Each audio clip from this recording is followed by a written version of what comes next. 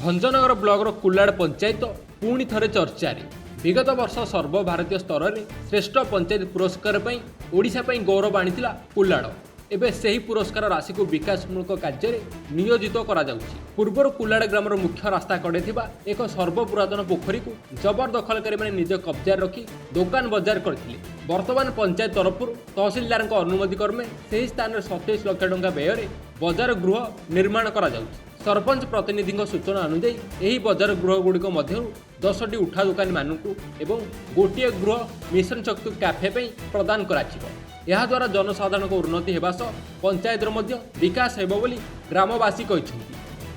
कृष्णचंद्र महाराणा मो उठा दुकानी है गोटे छोट केबिन रे चा आगे छोट केबिन नहीं दीर्घ 15-20 वर्ष है चली आसु रास्ता बारंबार भांगिया जो आम बड़ अवस्था आबे कम दिन समय भितर कम आरंभ होती गोटे 12-15 घर आम चलिया सुविधा चलती भल कम हो यार दिन में आम आगू बहुत उपकृत हूँ बर्तमान मार्केट कम्प्लेक्स आम बहुत उपकृत हूँ।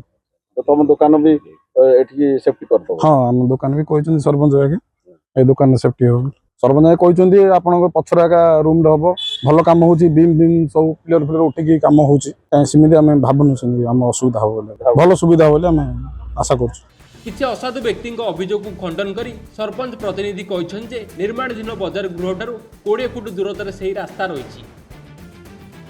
मो ना प्रकाश चंद्र पाणिग्राही पूर्वतन सरपंच कुलाड़ ग्राम पंचायत यहाँ तो पंचायत उन्नति पंचायत परिष्कार परिच्छन्न बिल्डिंग जो मैंने आपत्ति कर आपत्ति गोटे लोक देखाणिया से माने तो जीवन भितर किसी करना जो मैंने आपत्ति कर सीए आउ स्वामी 10 वर्ष पंचायत सरपंच थे कि कम कर तो बर्तमान ये अच्छा यही जो प्रोजेक्ट कम होकार किसी क्षति हेनी गाँ पंचायत उन्नति हम आउ तहसिलदार विडीओ अनुमति पाइछु।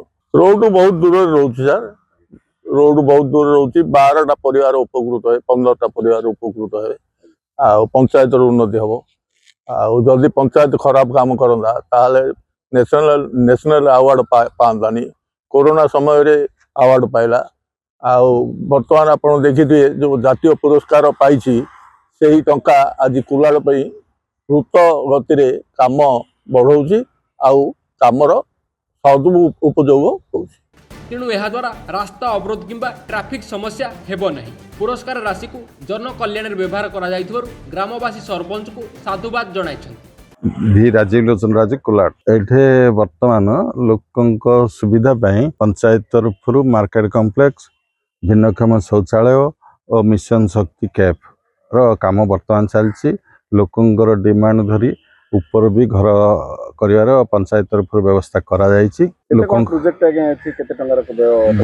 वर्तमान 27 लाख टंका मिशन शक्ति group 10 lakh market complex 10 lakh भिन्न शौचालय 7 लाख वर्तमान 27 लाख टंकार प्रोजेक्ट काम चलती पंचायत समिति तरफ एप्रुव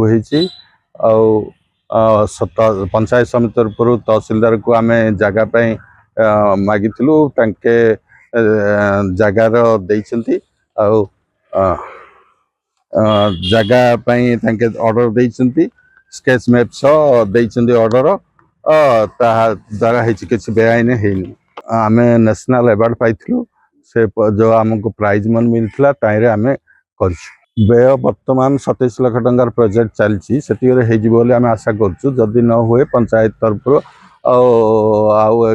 एक्स्ट्रा माने बड़गा मनी आम जोगाड़ करूँ। तो मुख्य रास्ता रही पोखरी हिड़ निकट नहीं पोखरी हिड़ तो थिला को जबरदखल लोके थे से बुझे मार्केट कम्प्लेक्स करी से भी सहयोग करछन्ति आमे करी पंचायत तरफ कराई मार्केट कम्प्लेक्स प्राय केते जण